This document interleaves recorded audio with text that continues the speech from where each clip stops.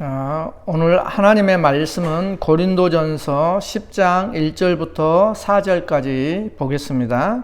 고린도전서 10장 1절부터 4절입니다. 형제들아, 나는 너희가 알지 못하기를 원하지 아니하노니 우리 조상들이 다 구름 아래에 있고 바다 가운데로 지나며 모세에게 속하여 다 구름과 바다에서 세례를 받고 다 같은 신령한 음식을 먹으며 다 같은 신령한 음료를 마셨으니 이는 그들을 따르는 신령한 반석으로부터 마셨음에 그 반석은 곧 그리스도시라. 아멘. 지난주에 이어서 계속 마태복음에 들어있는 여러 가지 구조를 살펴보고 있습니다. 특별히 오늘은 그 마태복음 속에서도 이 들어있는 샌드위치 구조라는 게 있습니다. 네, 우리가 잘 아는 마태복음 그 구조 속에서 샌드위치 구조가 있는데요. 이걸 이제 마가복음 11장 12절부터 25절의 구조를 가지고 설명을 하고 그것과 연계해서 한번 보겠습니다. 마가복음 11장 11절부터 25절을 보면 어떻게 되어 있냐면요. 마가복음 11장 12절부터 14절까지 무화과 나무의 저주가 나옵니다. 예수님께서 무화과 나무를 보시고 이제 시장하셔서 열매를 따먹으려고 갔는데 잎만 무성하고 열매가 없었죠. 그래서 저주를 내리십니다. 근데 이 무화과 나무의 저주 그 다음에 바로 나오는 15절부터 19절까지가 성전 청결의 내용이 들어가 있습니다. 그리고 20절부터 25절 계속 이어져 있죠. 20절부터 25절에 무화과 나무가 마르는 사건이 있습니다. 그러니까 이제 무화과 나무의 사건 가운데 성전 청결의 사건이 들어가 있습니다. 이러한 구조를 무화과 나무 구조 속에 성전 청결이라는 단락이 들어가 있는 이러한 구조를 샌드위치처럼 글의 구조를 만들었다 해서 샌드위치 구조라고 부릅니다. 그러니까 샌드위치 구조라는 것은 이제 같은 이야기 흐름 안에 있는 이제 이런 두 단락 사이에 무화과 나무 저주 사이에 성전 청결이랑 전혀 관련이 없어 보이는 단락이 중간에 끼어 들어가 있는 이러한 구조를 말하는 것입니다. 그런데 이 중간에 들어가 있는 이것이 굉장히 두 해석의 핵심을 실은 이루고 있는 열쇠입니다. 무화과 나무에 대한 저주와 마름은 성전 청결 사건과 깊은 연관성이 있다는 것입니다. 어떤 연관성이 있는가? 무화과 나무는 이스라엘의 상징하는 대표적인 나무죠. 그래서 마태복음 21장 17절에 보면 베다니 마을이라는 나오는데 이 베다니 마을의 뜻이 무화과 나무 동네라는 뜻이 있습니다. 그것처럼 이스라엘의 그 환경에 가장 잘 적응하고 또 가장 잘 되는 작물이 무화과 나무와 포도나무입니다. 그래서 포도나무와 무화과 나무 이 두 나무는 이스라엘을 상징하는 그 상징으로서 굉장히 성경에 많이 등장을 합니다. 예를 들어서 호세아 9장 10절에 보면 옛적에 내가 이스라엘을 만나기를 광야에서 포도를 만남같이 하였으며 너희 조상들을 보기를 무화과 나무에서 처음 맺힌 첫 열매를 봄같이 하였거늘 그들이 바알보올에 가서 부끄러운 우상에게 몸을 들임으로 저희가 사랑하는 우상같이 가증하여졌도다. 이걸 보면은 얼마나 과거에는 얼마나 반갑고 맛있고 시원했다는 이러한 반가움을 표시를 했죠. 그럼 미가 선지자도 마찬가지입니다. 7장 1절에 재앙이로다 나여 나는 여름 과일을 딴 후와 포도를 거둔 후 같아서 먹을 포도송이가 없으며 내 마음에 사모하는 처음 익은 무화과가 없도다. 미가 선지자의 한탄을 볼 수가 있죠. 이스라엘 백성들이 타락해서 하나님이 바라시는 해 무화과를 맺지 못했다고 지금 한탄하고 있는 모습이죠. 이게 이제 그 나라에 가장 잘 되고 가장 흔한 두 나무를 들어서 이스라엘 백성들을 표현하는 것입니다. 이스라엘에서는 무화과 나무가 1년에 2번 열매를 맺힙니다. 첫 열매는 봄에 나오고, 이제 봄에 나오는 것은 쓴맛이 나지만 먹을 수는 있다고 합니다. 보통 가을에 가을에 나는 열매가 달기 때문에 그걸 수확한답니다. 무화과 사건은, 오늘 나오는 무화과 사건은 계절적으로 봄에 일어난 사건입니다. 그런데 무화과 철이 아니었는데 먹을 만한 열매가 없다고 예수님께서 저주를 하시니까 좀 이상하지 않습니까? 철이 아닌데. 하지만 여기서 카이로스라는 말은 그래서 상징적으로 봐야 합니다. 철이 아닌데 그걸 요구를 하면서 저주를 하는 걸 보니까, 그러므로 이 연대적 시간이 아니라 무엇으로 이해를 해야 되냐면, 이 철은 때로 이해를 해야 합니다. 어느 때. 그래서 마태복음 1장 15절에 이렇게 말씀하시죠. 때가 차서 시간이 다 되어서 이 말이죠. 하나님의 나라가 가까이 왔다. 회개하고 복음을 믿어라. 이렇게 말씀을 합니다. 그렇다면 무화과 나무가 때가 아니라는 것은 무엇을 의미할까요? 이스라엘이 지금 메시아가 지금 이스라엘 나라에 왔잖아요. 예수님께서 오셨잖아요.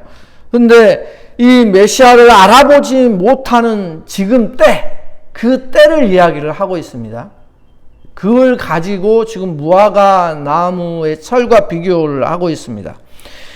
과실수임에도 열매가 없다는 것은 이스라엘이 하나님 백성으로서 합당한 모습을 지금 보여주지 못하고 있음을 말씀하고 있습니다. 잎은 무성하고 보기엔 이렇게 건강하나 빛 좋은 게살구처럼 아무짝에도 지금 쓸모없다는 것이죠. 이런 모습을 예레미야 선지자의 말씀처럼 그 말씀을 생각나게 합니다. 내가 그들을 진멸하리니, 예레미야 8장 13절에 그들을 진멸하리니 그 잎사귀가 마를 것이나 포도나무에 포도가 하나도 없고 무화과 나무에 무화과가 하나도 없으리라. 내가 그들에게 준 것이 사라지리라. 이렇게 하나님께서 그 이스라엘을 심판하시는 내용이 나옵니다. 합당한 결실을 맺지 못했으니까, 그러니까 하나님께서 이스라엘 백성들에게 요구한 열매를 맺지 못했으니 하나님이 주신 모든 것이 사라지리라는 이 예언처럼, 지금 예수님도 무화과 나무가 다시는 열매를 맺지 못하고 말라버리리라고 지금 심판을 하시고 있는 장면입니다. 무늬만 그럴듯하고 이렇게 실상은 부패한 이스라엘의 재앙을 예고한 것이죠. 심판을 예고한 것이죠. 그래서 무화과가 뿌리까지 말라버리듯이 지금 강도들의 소굴로 타락한 이 성전도 결국은 어떻게 돼요?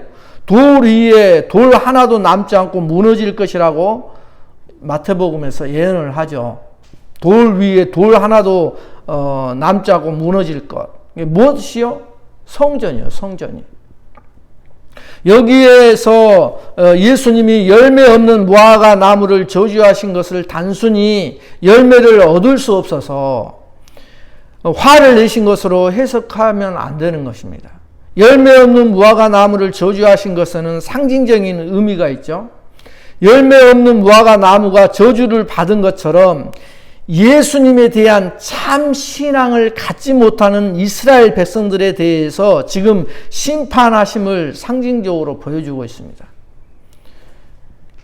이해가 되십니까? 열매 없는 무화과 나무, 이것은 예수님에 대한 참 신앙, 이것을 갖지 못하는 것에 대한 심판을 지금 무화과 나무를 통해서 상징적으로 보여주고 있습니다. 또한 무화과 나무는 열매만이 유용한 쓸모 있는 것이죠. 열매가 없다면 무화과 나무는 아무짝에도 쓸모없어서 그냥 불 뗄 때 뭐 사용할 수밖에 없는 그런 나무입니다. 그런 것을 볼 때 예수님은 오늘날 우리들을 보실 때 무엇을 보실까? 우리의 모습은 실은 죄의 종으로 또 아담과 하와로부터 이어내려온 완전히 이제는 썩어질 육신을 가지고 살아가는 모습. 우리에게 요구하는 것이 하나님께서 그걸 요구를 하신다는 거예요. 무화과 나무처럼 열매를 요구를 하신다는 거예요. 성도들에게 열매 있는 모습을 원하신다는 사실을 지금 말씀하고 있는 것입니다. 예수님이 무화과를 저주하신 것은 가장 중요한 것이 성전의 이야기죠. 성전. 이 성전마저 세속 시장처럼 변해버렸잖아요. 이렇게 시장으로 변질시킨 그 이스라엘 유대교를 지금 그 타락함을 꾸짖기 위함입니다. 성전에서 언뜻 희생제물과 성전세를 바치는 등 많은 활동을 하는 것처럼 보이지만 정작 그 속에는 뭐가 없어요? 공정과 정의, 사랑, 섬김이 사라져버리고 그런 열매는 전혀 없는 모습. 그냥 지금 성전에서 일하는 자들의 배만 불리는 그러한 모습을 본 거예요. 그래서 예수님의 이 심판대로 성전이 그 모습을 갖고 있기 때문에 이 성전이 파괴된 뒤에는 어떻게 돼요? 이러한 유대교가 지향했고 유대교가 가장 소중히 여겼던 이 성전이 무너지고 드디어 하나님께서 그 무너진 성전 대신에 보이는 그런 성전 대신에 보이지 않는 성전을 만드시죠. 우리가 그동안 잘 배웠던 고린도전서 3장 16절. 너희가 하나님의 성전인 것과 이제는 성전이 그런 건물이 아니다. 이제 너희들이 하나님의 성전이다. 그래서 그 속에 성령님이 너희 속에 함께 하신다. 이걸 말씀을 하고 계시죠. 또 고린도후서 6장 16절에도 이렇게 말씀합니다.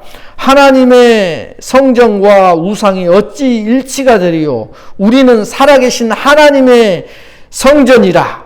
이와 같이 하나님께서 이르시되 내가 그들 가운데 거하며 두루 행하여 나는 그들의 하나님이 되고 그들은 나의 백성이 되리라.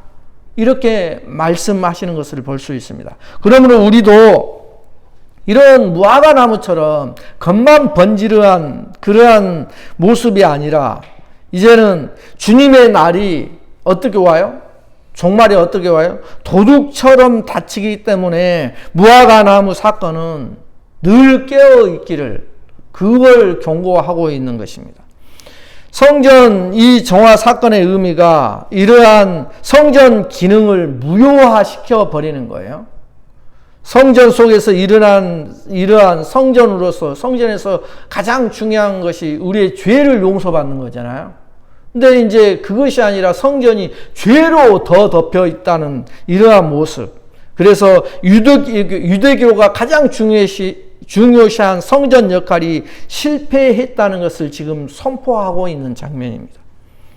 성전은 그러므로 유대교를 가리키는 겁니다. 성전이 이미 그 기능을 상실해 버렸습니다. 어떻게요? 강도의 구렬이 되어 버렸습니다. 성전의 기능은 무엇이었습니까? 백성들이 성전에 와서 하나님의 은혜와 긍휼을 구하는 자에게 하나님의 은혜와 긍휼이 베풀어져서 그곳에서 하나님의 죄 용서가 나타나야 되는데 그 기능이 사라지고 이제 성전에서 뭐예요? 장사하고 권력을 탐하는 자리로 바뀌어져 버린 것입니다. 그것이 바로 이제 생명이 말라버린 모습을 무화과 나무가 말라버린 모습으로 표현하고 있는 것입니다. 이런 유대교의 최고의 성전의 기능이 무화과 나무로 지금 비유가 되어서 생명이 다해버린 유대교의 성전의 모습을 지금 예수님께서 무화과 나무의 말라버림으로 그러한 상징으로 드러내 보여주고 있습니다. 이러한 샌드위치 구조가 누가복음에도 있지만 누가복음 또 8장 40절부터 56절에 그 이야기도 나옵니다. 회당장 야이로 딸 죽어가는 거. 그 사건도 아시죠? 회당장 야이로 딸이 죽어가서 딸을 살려달라고 예수님께 오잖아요. 그 회당장 딸을 살리러 가는 중간에 누가 나타나요? 12년 된 혈루증 여인의 모습이 나타나죠. 그 여인의 믿음이 나타나요. 그 다음에 그 여인을 치료한 다음에 야이로 딸의 죽음과 그 딸이 죽은 딸을 다시 살리시는 예수님의 생명을 얻게 하는 그러한 샌드위치 구조가 거기서도 나타나요. 이게 해당장 야이로 딸을 살리는 과정 속에 12년 혈루증 여인의 이야기가 나와요. 그것도 이 여인이 이제 가장 문제를 푸는 핵심 역할을 하고 있다는 거예요. 뭐예요? 여인의 믿음이 가장 중요했던 거예요. 딸아 그러면서 부르는 예수님의 호칭이 있죠. 이 여자에게 딸아 그럽니다.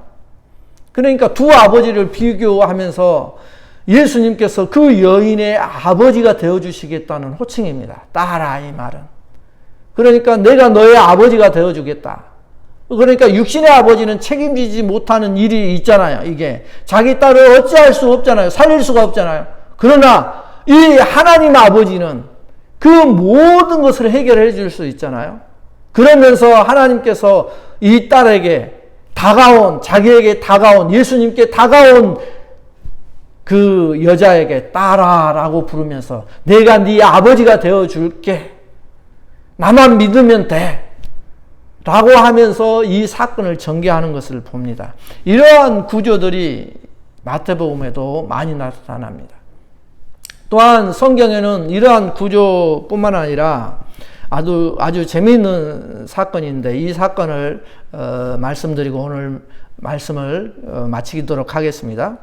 출애굽기를 보면은 출애굽기 12장부터 24장까지를 알 수가 있습니다. 볼 수가 있어요. 제가 미리 나눠준 그걸 한번 보십시오.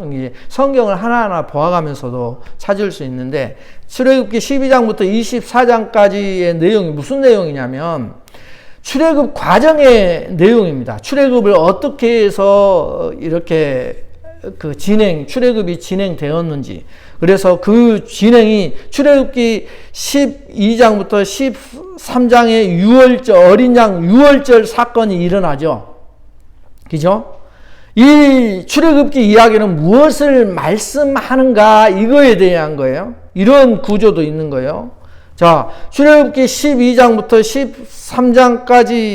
13장까지의 내용이 지금 갖고 있는 이 출애굽기의 내용이 갖고 있는 것은 무엇을 의미하냐면 이렇게 해석할 수 있는 근거를 제공해 주고 있어요. 고린도전서 10장 1절부터 14절 오늘 읽은 성경 구절이 이 내용의 해석이거든요. 형제들아 나는 너희가 알지 못하기를 원하지 아니하노니 우리 조상들이 다 구름 아래 있고 구름 아래에 있다는 거 이해가 되시죠? 구름 기둥으로 그들을 보호했다는 거예요. 구름 아래에 있고 바다 가운데로 지나가면 그 출애굽 이야기를 해주고 있는 거잖아요. 그 다음에 모세에게 속하여 다 구름과 바다에서 세례를 받고 다 같은 신령한 음식을 먹으며 다 같은 신령한 음료를 마셨으니 신령한 음식 이것은 뭐예요? 맞나? 신령한 음료는 바위에서 생수가 솟아나는 이야기. 이는 그들을 따르는 신령한 반석으로부터 마셨으며 그 반석은 곧 그리스도시라. 그러나 그들의 다수를 하나님이 기뻐하지 아니하셨으므로 그들이 광야에서 멸망을 받았느니라. 이렇게 지금 출애굽기 전체 내용을 고린도서에서 이렇게 해석을 해버리고 있어요. 그러니까 이 출애굽기 지금 12장부터 24장까지의 내용을 이렇게 해석할 수 있다는 거예요. 자, 한번 들어가 봅니다. 고린도 10장에서 이스라엘 홍해 도화 사건을 세례 사건이라고 지금 해석을 하고 있죠. 반석에서 물이 솟는 사건을 그리스도의 생수의 역사로 해석하고 있죠. 그러니까 이제 이렇게 출애굽기 이야기가 예수 그리스도의 구원의 사건의 그림자라는 의미예요. 이게. 자, 그러면 한번 보십시다. 출애굽기 12장, 13장이 유월절 어린 양의 사건이죠. 그 어린 양 잡아서 피를 바르고 하라는 그런 이야기예요. 이것은 유월절 어린 양 사건이에요. 예수님의 십자가 사건을 지금 이야기해주고 있는 거예요. 예수님의 구원 사건이 어떻게 진행이 되는지, 우리의 신앙이 어떻게 자라는지를 보여주고 있는 거예요.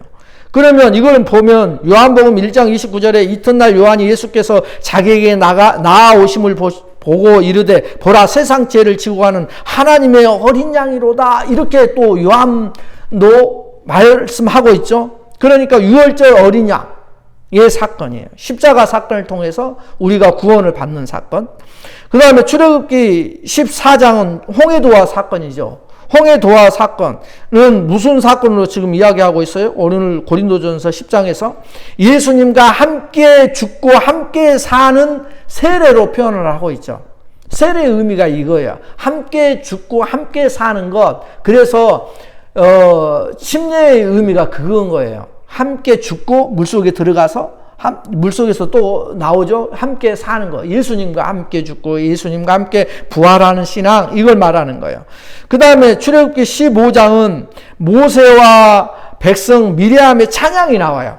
홍해도화 사건 다음에 찬양. 하나님께서 우리를 이렇게 인도해 주셨다 이렇게 하면서 성도들이 이것은 우리가 죄사함을 받고 새 사람으로 다시 태어난 후 하나님을 높이고 찬양하고 경배하는 그것을 말씀해요. 세례가 함께 예수님과 함께 죽고 다시 살아난 새 사람이 되었을 때 이제는 정말 하나님을 정말 아버지로 모셨을 때 우리 입에서 나올 수 있는 하나님의 찬양과 경배를 말씀하는 거예요.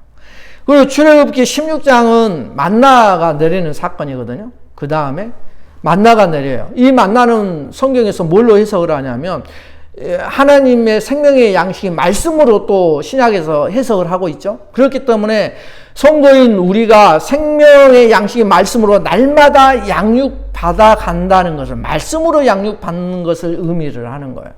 출애굽기 17장은 그 다음에 뭐가요? 반석에서 생수가 나오는 표적이 나타나죠. 이것은 뭘로 이야기를 하냐면 성령의 역사를 경험하는 거예요. 우리가 신앙 속에서. 요한복음 7장 37절부터 39절 보면 명절 끝날 곧 큰 날에 예수께서 서서 외쳐 이르시되 누구든지 목마르거든 내게로 와서 마시라. 나를 믿는 자는 성경의 이름과 같이 그 배에서 생수의 강이 흘러나오리라 하시니 이는 그를 믿는 자들이 받을 성령을 가리켜 말씀하신 것이라. 이렇게 해석을 하잖아요. 그러니까 성령의 역사를 경험하는 거예요.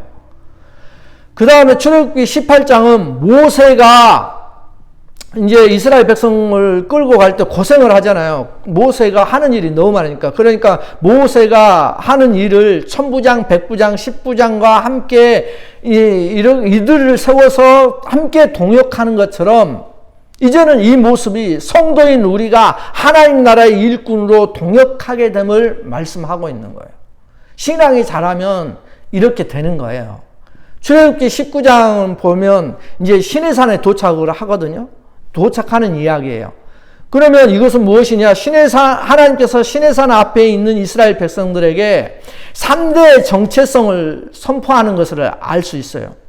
출애굽기 19장 5절부터 6절을 보면 세계가 다 내게 속하였나니 너희가 내 말을 잘 듣고 내 언약을 지키면 너희는 모든 민족 중에서 내 소유가 되겠고, 내 소유, 너희가 내게 대하여 제사장 나라가 되며, 두 번째 거룩한 백성이 되리라. 세 번째 너는 이 말을 이스라엘 자손에게 전할지니라. 그러니까 지금 3대 뭐예요? 이게 3대 정체성을, 이스라엘이 어떤 정체성을 갖고 살아가야 되는가, 이걸 말하는데 하나님의 소유 첫 번째, 그 다음에 제사장 나라 두 번째, 거룩한 백성, 이것이 이스라엘이 자기들을 인식하는 거예요. 그것처럼 우리들도 성도로서 이 3대 정체성을 갖고 살아가라는 거예요. 하나님은 구원받은 하나님의 백성들과 자녀들을 무엇으로 만들어요? 제사장으로 만든다고 했잖아요. 제사장으로 만들어서 열방을 불러들이는 일을 하시죠. 그들을 예수 믿게 하는 일을 한단 말입니다. 그리고 나를 얼마나 아끼신지 내 특별한 소유라고 지금 말씀하는 거예요. 성도들을. 너는 내 특별한 소유야. 그리고 나를 제사장 나라가, 그 제사장 나라가 하나님과 동역을 하려면 당연히 뭐가 필요해요? 거룩이 필요하죠. 그래, 거룩해야 한다는 것을 말씀하고 있어요. 하나님과 하나가 되려면, 하나님을 만나려고 하면, 성경의 개념이 그런 의미잖아요. 거룩해야 돼요, 거룩. 그러므로 우리가 거룩해야 하나님과 동역할 수 있다는 것을 말씀하고 있습니다. 그리고 마지막으로 출애굽기 20장부터 24장은 모세가 율법을 받는 장면이 나와요. 그래서 이 율법을 받는 장면을 보면서 율법의 핵심이 뭐예요? 마태복음 22장 36절부터 40절 이걸 보면 선생님 율법 중에서 어느 계명이 크니까 예수께서 이르시되 내 마음을 다하고 목숨을 다하고 뜻을 다하여 주 너의 하나님을 사랑하라 하셨으니 이것이 크고 첫째 되는 계명이요 둘째도 그와 같으니 내 이웃을 내 자신같이 사랑하라 하셨으니 이 두 계명이 온 율법과 선지자의 강령이니라. 그러니까 모든 율법과 선지자들이 외쳤던 이렇게 하라고 그렇게 강하게 명령했던 것이 이것이다. 하나님을 사랑하는 것과 이웃을 사랑하라는 것이다. 이것이 율법의 핵심이다 라고 가르쳐주고 있죠. 그런데 이 땅에서 살아갈 때 우리가 하나님을 사랑한다 말로는 그렇게 많이 하지만 보이지 않는 것을 우리는 잘 사랑을 못 하거든요. 하나님도 그것을 아셔요. 보이지 않는 하나님을 잘 섬길 수도 없고, 잘 사랑할 수도 없고, 우리는 육체를 가진 그런 사람들로 하나님께서 만들어 놓으셨기 때문에 또 매일매일, 매 순간마다 사탄은 우리의 생각 속에 쳐들어와서 우리의 마음을 흐트러 놓기 때문에 우리는 한순간도 이렇게 제대로 서 있을 수 없어요. 잠시라도 내가 교만하게 되면 넘어지거든요. 순간순간. 그런데 하나님을 우리가 섬기며 하나님을 섬긴다, 하나님을 사랑한다, 하나님을 예배한다 이러한 것이 어떻게 말로는 많이 하죠. 예수 믿으면서 교회 다니면서. 그러나 그게 실질적으로 하나님께서 뭘 보고 이렇게 그걸 하나님께서 인정을 하시냐면 정말로 네가 나를 사랑하는 것 그걸 뭘로 인정할까? 말로 인정하는 게 아니에요. 하나님께서는 열매로 인정하는 거예요. 그 열매가 뭐냐면 내 이웃을 사랑하는 거예요. 내 이웃을 사랑하는 모습을 볼 때 진짜 그 모습을 볼 때 네가 정말 나를 사랑하는구나 라고 생각하는 거예요. 그것처럼 이 성경은 하나님 사랑과 이웃 사랑의 핵심인데 이 땅에서 살아갈 때 거룩한 제사장으로 살아가는 하나님의 자녀와 백성인 우리들을 이제는 위로부터 하나님으로 사랑으로 채워져야지 이것도 또 가능하거든요. 하나님의 사랑이 위로부터 채워지지 하나님으로부터 채워지지 않으면 우리는 금세 변하죠. 저는 그런 사람 많이 봤어요. 정말 처음에 딱 봤을 때 그렇게 친절하고 잘해줘요. 정말 진짜 신앙이 좋구나. 자기 신앙 자랑을 많이 해요. 정말 신앙 좋은 사람이구나. 그러나 우리가 잘 알다시피 세월을 살아가다 보면 무엇이 가장 중요해요? 사람을 우리가 누구나 다 판단하잖아요. 우리는 분별을 해야 됨에도 불구하고 나중에 시간이 말해를 해주잖아요. 그리고 그 사람과 오래 사귀어 봐야지 그 사람을 알 수가 있거든요. 그 사람 정체가 드러나거든요. 그러므로 이렇게 시간이 지나다 보면 그것을 나중에는 자랑으로 삼고 내가 너한테 이렇게 해줬는데 너는 왜 이렇게 안 해주느냐 이렇게 말을 하는 것을 많이 저는 경험을 했어요. 많이.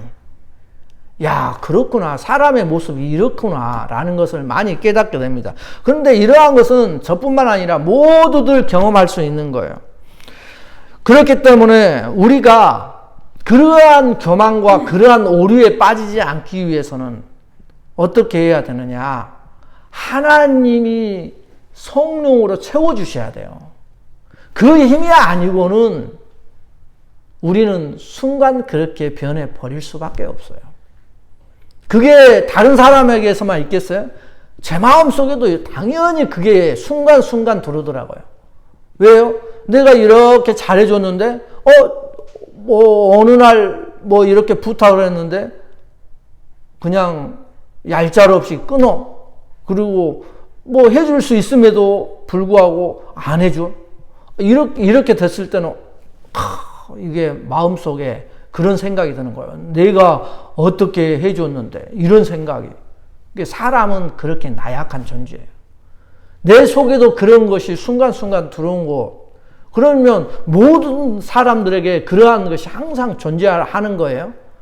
그걸 이겨낼 수 있는 것은 오직 하나밖에 없어요. 위로부터 채워지는 하나님의 사랑.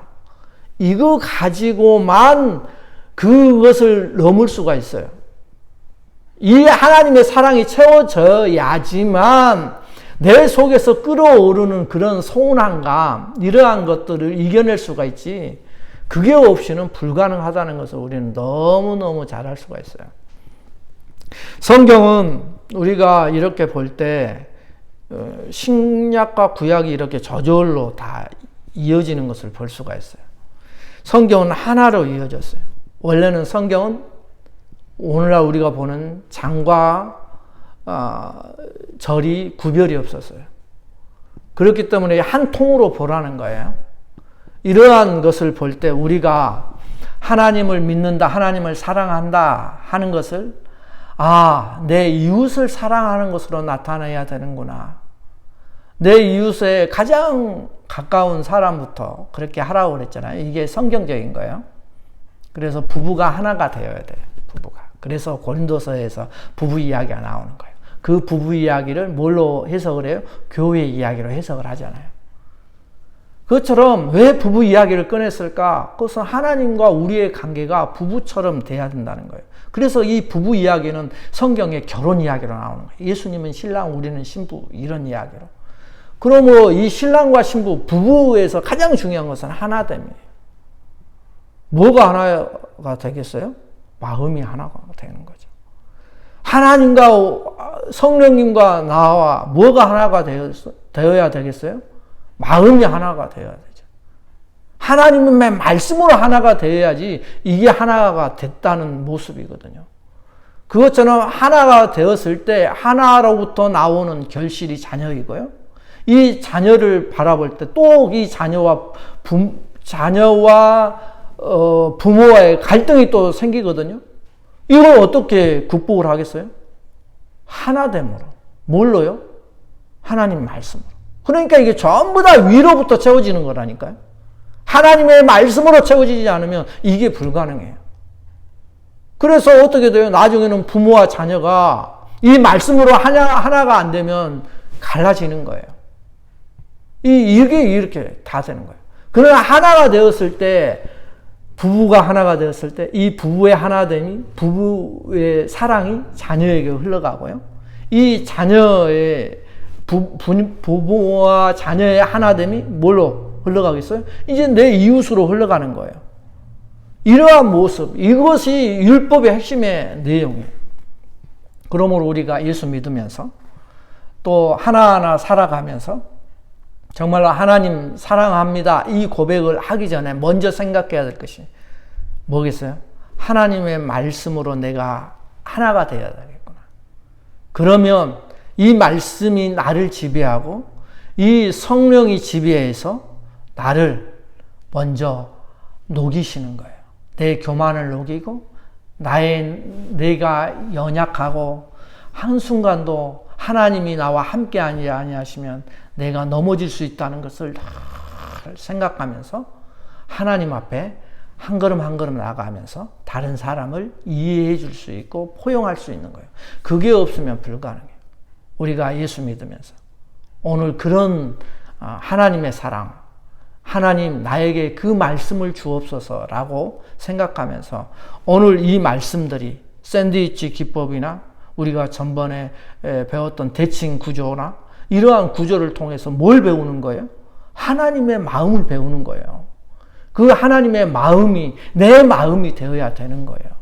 이러한 대칭 구조, 또 샌드위치 구조, 오늘 또 구약의 이 역사가 신약의 우리의 성도들의 나의 신앙의 과정을 지금 설명하는 거구나. 이러한 것들, 이러한 눈이 띄어지면 뭐예요? 성경이 어떻게 보여요? 즐거워 보이는 거예요. 맛있는 거예요. 우리의 송이꿀이 내 혀에 닿는 것처럼 성경을 읽을 때마다, 이 깨달음이 올 때마다 성경이 좋아지는 거예요. 그러면서 하나님 말씀에 더 한 걸음 가고 싶어 하고, 그 가고 싶어서 하나님 말씀을 읽다 보면 그 말씀이 내 이마와 오른손에 새겨지는 그런 역사로 가는 거예요. 그러한 역사가 우리 홀리피플 처치, 오늘 같이 예배드리는 모든 성도님 마음속에 차고 넘치시길 주 예수 그리스도의 이름으로 축원합니다. 감사합니다.